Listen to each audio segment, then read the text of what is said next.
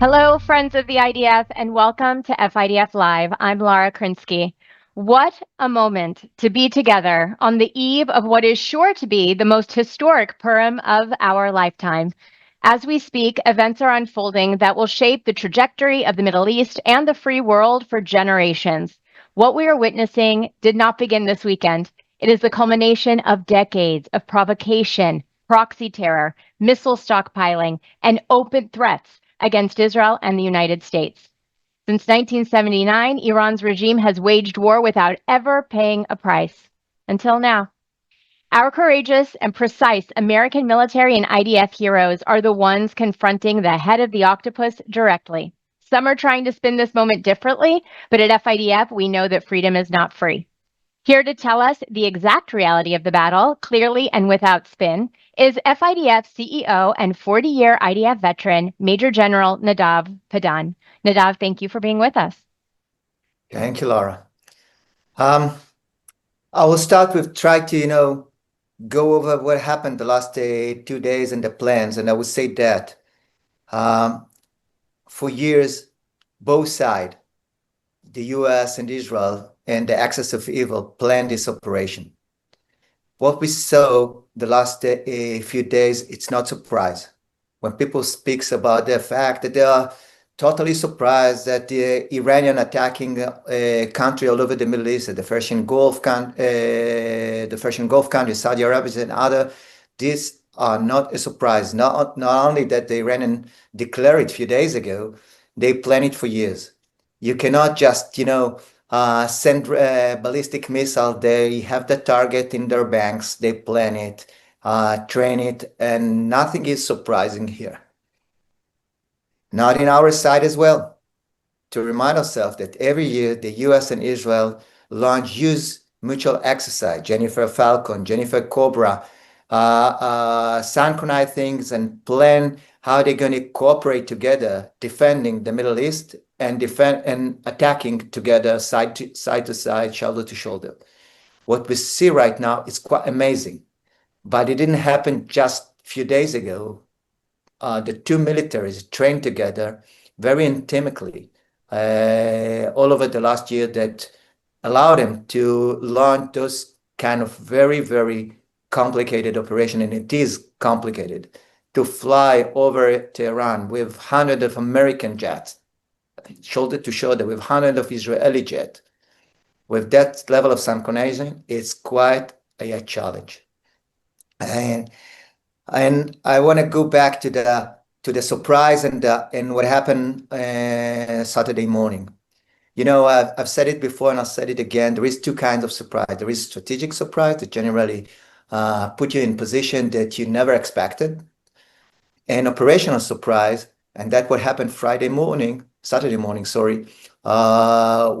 you know that kind of operation could happen, but you didn't know the timing, and nobody expected Israel, the U.S., to start attacking during daylight at Saturday morning, and therefore we've been able to eliminate significant part of their leadership, military leadership, and their evil leadership of the Ayatollahs. And from professional perspective, let's speak about how the operation developed and the goal of it. The goal of it is to eliminate or destroy the Iranian nuclear program, to destroy their ballistic missile program that cover most of the Middle East and significant part of Europe, by the way, to destroy their ability to operate with proxies all over the Middle East and Africa, and to operate with those cells of terror all over the US and Europe. And we'll speak about it later. And I would say create the condition that allow the people of Iran to take over the regime. So in this operation, it's quite unique. The boots on the ground, or the main forces on the ground that are going to maneuver, are the Iranian people. The 70% of the people that against this evil regime, the majority of the Iranian that are looking for better life, for freedom, to get closer to the West and to celebrate mutual values. the way that tactically it's been planned started with kind of soft attack. I call it soft attack, but it was quite dramatic. I'm speaking about digital warfare and cyber that sabotage a significant part of the Iranian ability to protect himself and to control. That impact the air defense radars and the communication system that sabotage their ability to synchronize between the headquarters of the Iranian forces. I'm speaking about communication between the headquarters in Tehran and the headquarters of the Navy and the Air Force and so far and so on. And parallel to that, huge attack that destroyed their ability to control the air of Iran. At this moment, we also destroy over 200 air defense systems. That's quite huge. It's done by hundreds of jets, American and Israelis, that created in few hours air superiority. Air superiority means freedom of operation, means that we don't have to use very sophisticated weapon that could carry a small warhead, and we can fly very freely over Tehran, and nowadays or today over the most of the west part of Iran, and released heavy bombs that can actually destroy bunkers and destroy headquarters and so on and so on. And more so, this freedom of operation pushed the all arsenals and batteries of ballistic missiles from the west part of Iran toward the center and the east, and that reduced significantly the amount of ballistic missiles that could be launched toward Israel. Having said that, we could see that not like at the 12-day wars, that we faced barrage of 60, 80 ballistic missiles at a time. Now we can see that they're launching 6, 5, 3 ballistic missiles each time. And it's not that they're planning to keep the Israeli on shelter all days. They just do whatever they can.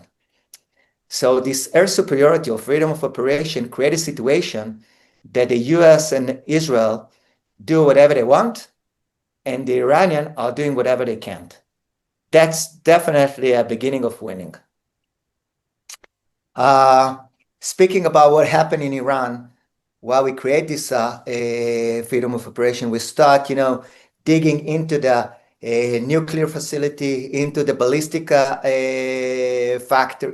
missile factories and launchers, and also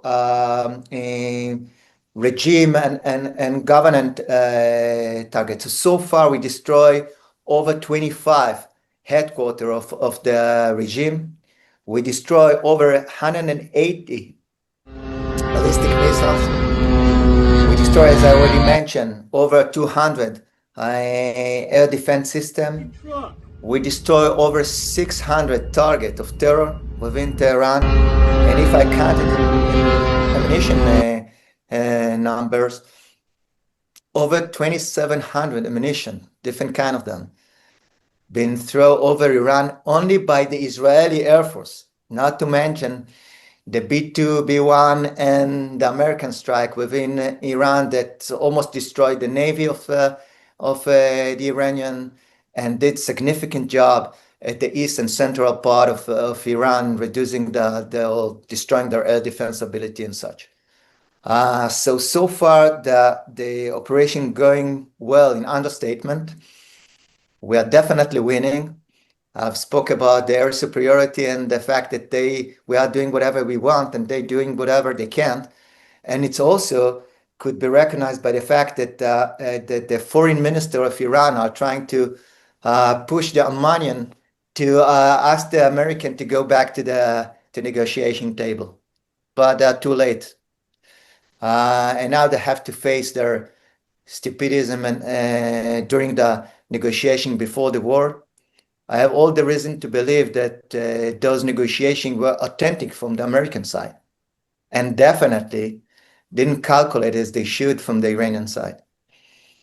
And they made a huge mistake not to be more flexible, move forward and closer to the request of the U.S.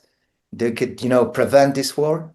And stupidly, they call themselves this war from, they are sometimes sticking into their religious radical kind of perspective of seeing things, and that limited the ability to act wisely or rationally and deal with the threat and what happened around them. Very stupidly, I would say, the Hezbollah grabbed himself into the war and opened another arena. What were they thinking? Israel. Sorry? I just said, what were they thinking? What were they thinking to enter the war? They didn't do it during Rising Lion.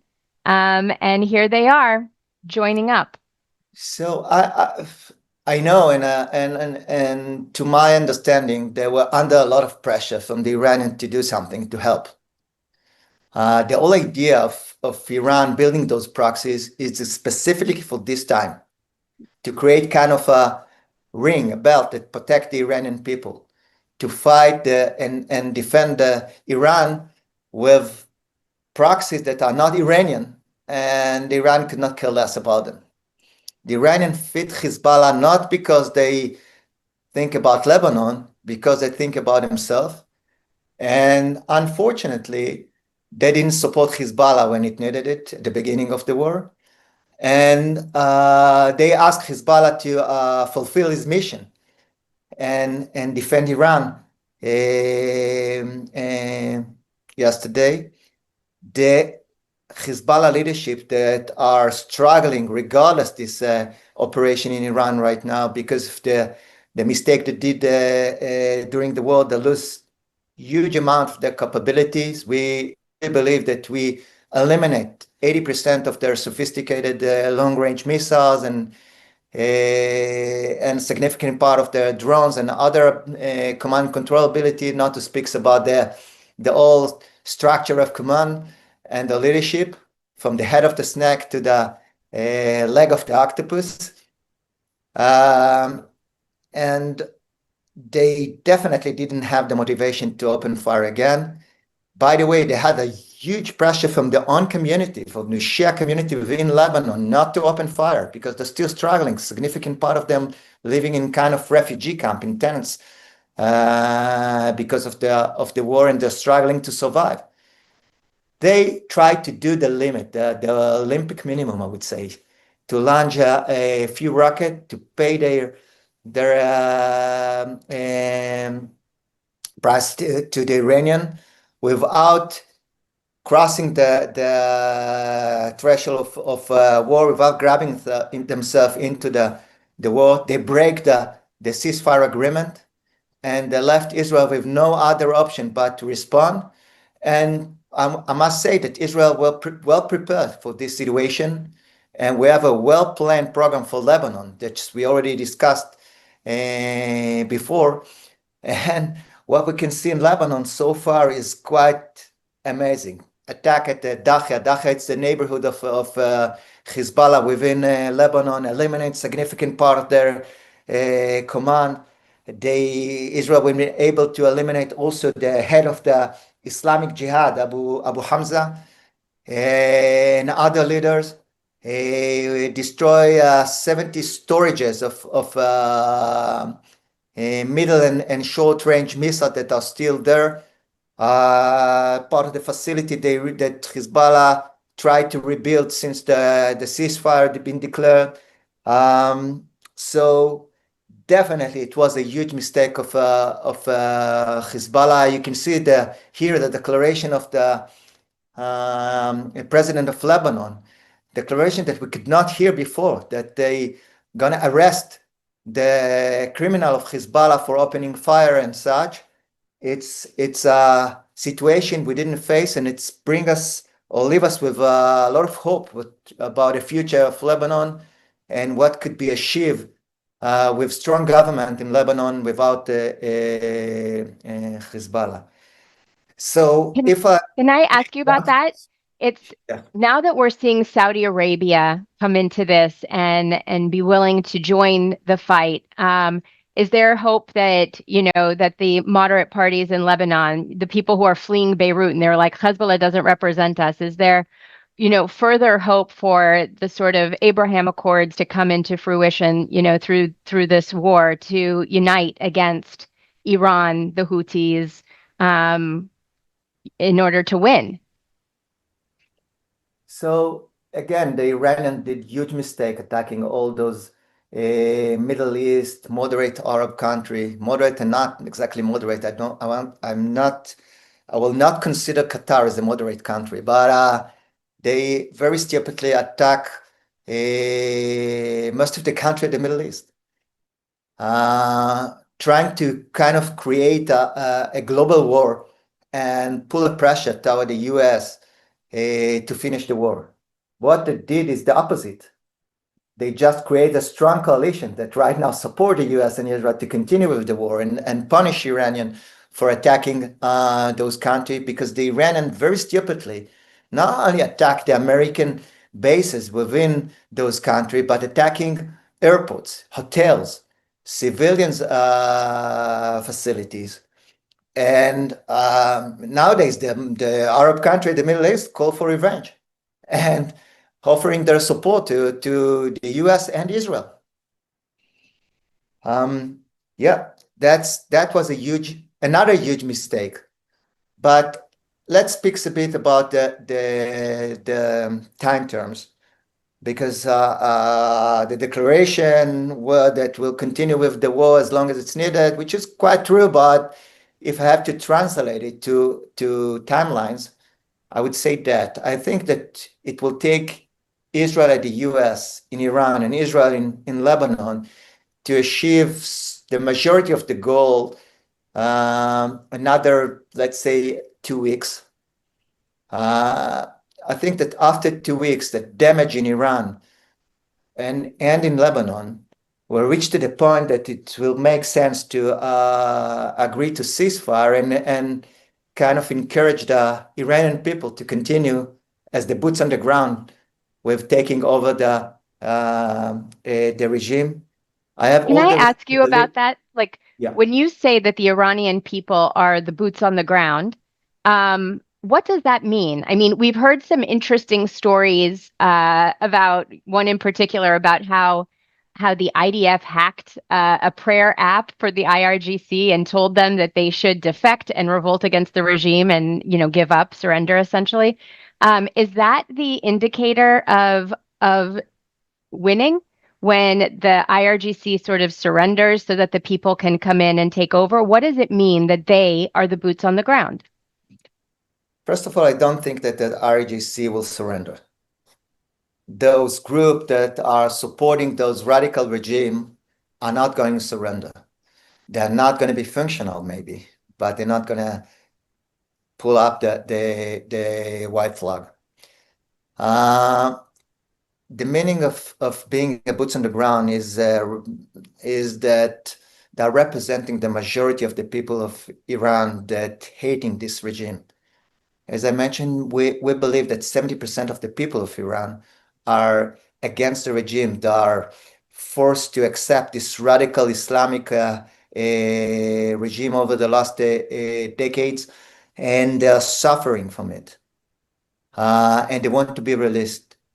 The problem is that the Iranian regime, very smartly, by the way, cut the head of the opposition over the years, and they have no leadership.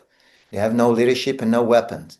So they have to be 100% sure, definitely after the protest a few weeks ago that ended with the Iranian regime killing 30,000 from their own people, just driving at the street with machine guns and shooting people and pushing them out of the street. Now to speak about the fact that all those people that speaks on behalf of human rights say nothing about it here at the university and other places, but that's something else.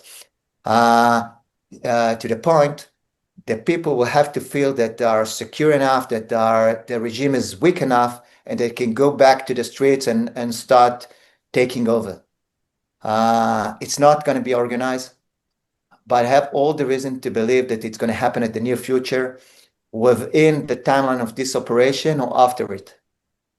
I'm not so sure that it's going to happen within the timeline of this operation, to be honest, but after it, the ability of the regime when we created those kind of crap within it, and they have no proxies and nobody respect them in the Middle East anymore, will, take the country and the lovely people of Iran to the understanding that they can go back to the street and do the job that they tried to start a few weeks ago.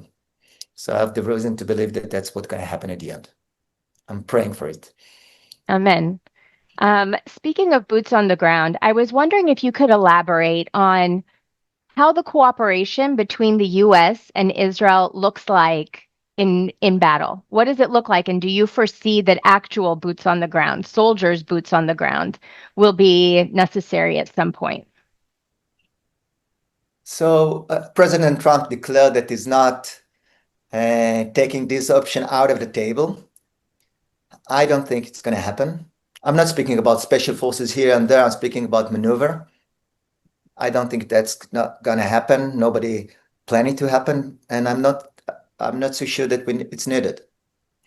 The operation are trying to prevent from getting into the Middle East swamp that we face in Iraq, Afghanistan, other places. It have to be very accurate, and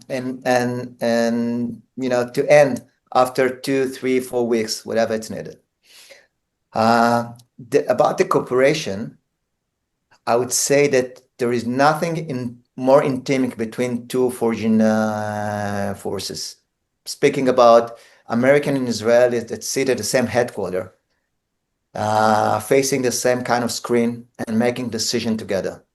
Speaking about communication that deliver information, data and intelligence between headquarters on a hourly base. Wow. Speaking about hotline between the chief of staff of the IDF and the American chief of staff and the commander of CENTCOM. Speaking about direct discussion between pilot, between air defenders.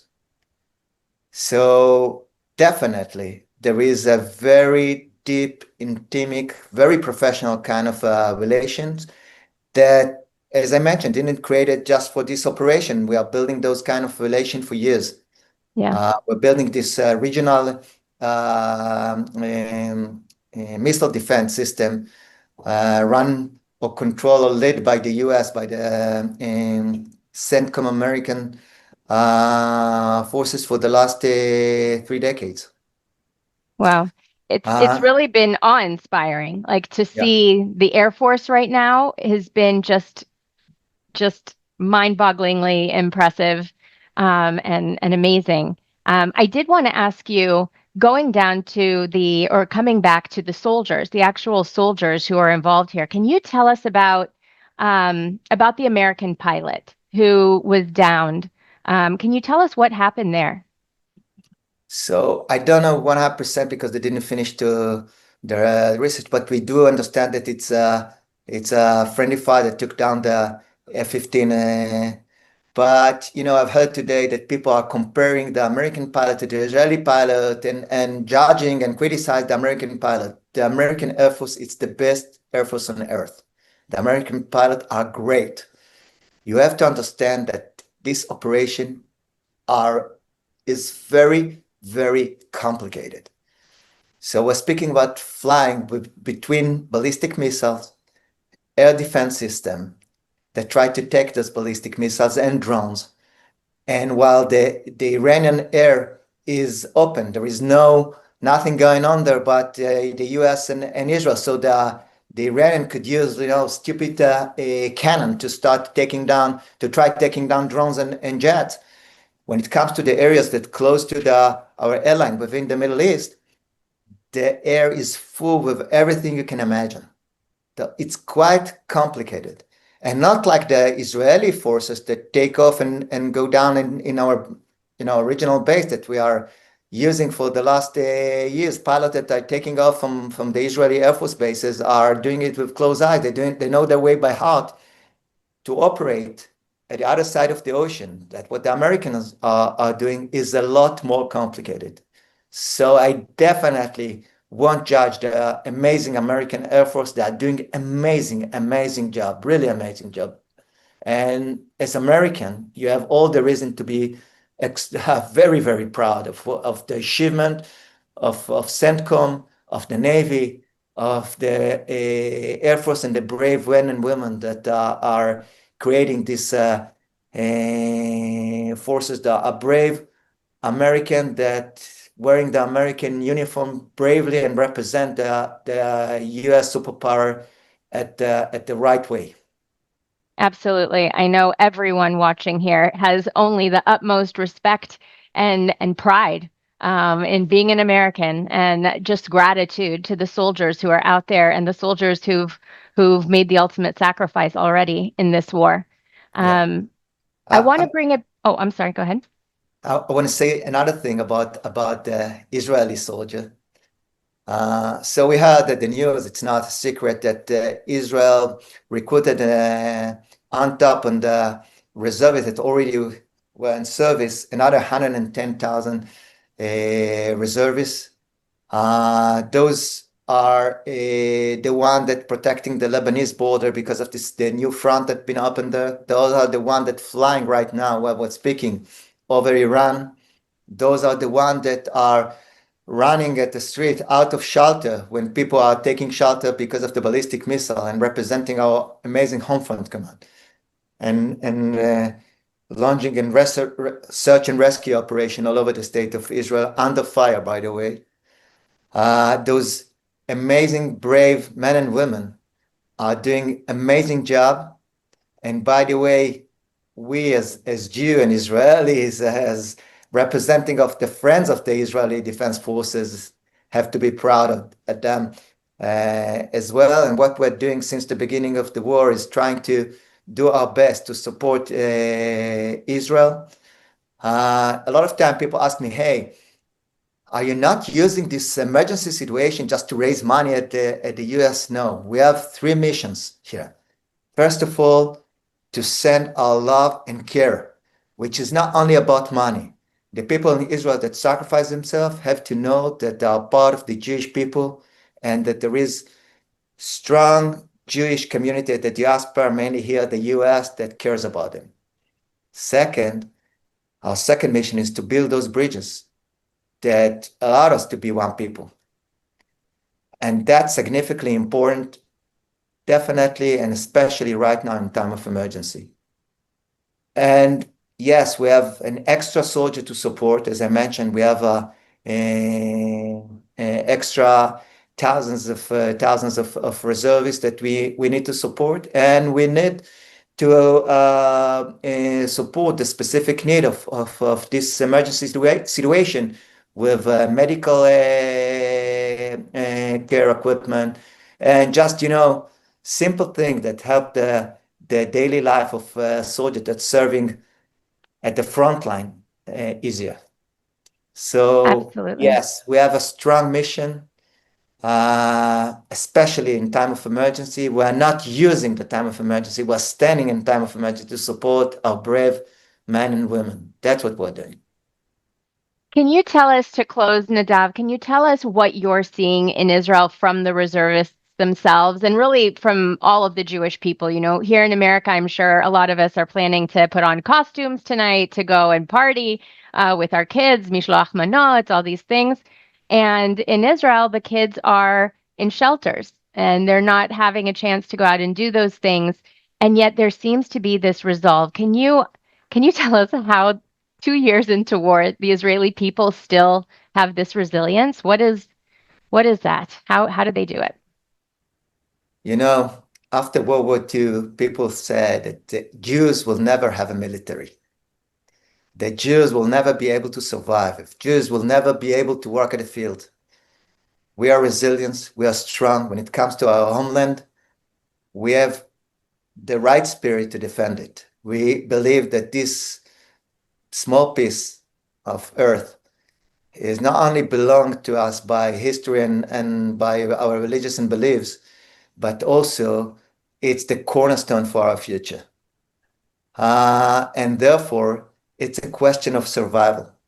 So no one in Israel celebrating wars, and specifically nobody celebrate this very complicated holiday we are facing right now in Israel, moving back and forth in and out to our shelters. But Israel people are truly resilient. I don't know if you watch the news in Israel, you see those smiles. People are, spending the night in parking lot under the ground, but smiling and improvise kind of Purim celebration under shelter, which is quite amazing. But don't mislead yourself. It's not normal. So it's amazing that the Iranian cannot break our spirit, that axis of evil won't break our spirit, and we'll be strong and resilient, and we're going to win and prevail. But we are facing tough time. There is not such thing as a nice war, and we already lost civilian. We spoke 2 days ago about the asymmetric. Yes, we have freedom of operation. We are the strong side. We're asymmetric from that perspective, but there is also asymmetric when it comes to value. So while the U.S. and Israel are like surgical pinpoint, picking the target within Iran, you can see, the Iranian people go up to the street, where cars are running from one place to another while we're attacking, knowing that we are not attacking civilians. When it comes to the Iranian regime, this evil are not blocking themselves from targeting the main crowded civilian places in Israel and all over the Middle East. And we already lost civilians, people, that were praying at the shuls or trying to take shelter in Bet Shemesh, or they were on the way to shelter in Tel Aviv. Unfortunately, we face again the horrible price of war, and it didn't end yet. As I mentioned, the war will continue the next day to come. And, statistically, from professional point of view, it's terrible to speak about human life, to describe human life in a statistic way, but to predict what the future will bring to us, there is no other tool. There'll be another few ballistic missiles that's going to hit the target within Israel. I have all the reason to believe that in a day or two, the ability of the Iranian to launch ballistic missile will be reduced dramatically. So we won't see the same quantities and the same amount of missile every day. But still, one missile that hit the right target could create huge damage, and we have to be prepared for it mentally and professionally. And we are there as FIDF to support the spirit of the people, to support the bereaved families, the new bereaved family, unfortunately. We already did it since the war started, and we will continue to be there for them as much as we can, and with every request and every need of the Ministry of Defense and the IDF. Thank you so much, Nadav. Thank you. It's an honor to be part of that incredible and holy work right now. Thank you. Sure. And I want to thank all guys for being there for the brave men and women that serve for our community. We are testing ourselves in time of emergency. That's the time to be one, to be together, support each other, support Israel, and just to be aware that when it comes to the Iranian radical regime, we have to be quite conscious and quite careful about event, even at the U.S. So we as FIDF are taking different level of precautions, different care when we are launching events, security-wise and such. And we all have to be very careful the next day in our shows, in our places that recognized by flags and symbols of our amazing, brave people. So thank you for supporting us.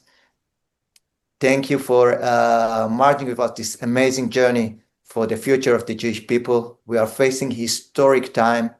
Cannot be more proud at the U.S. forces in Israel, and could not be more proud of being part of this very unique historic period of time. We are changing the Middle East and therefore the world and therefore the future of the Jewish people. Thank you all.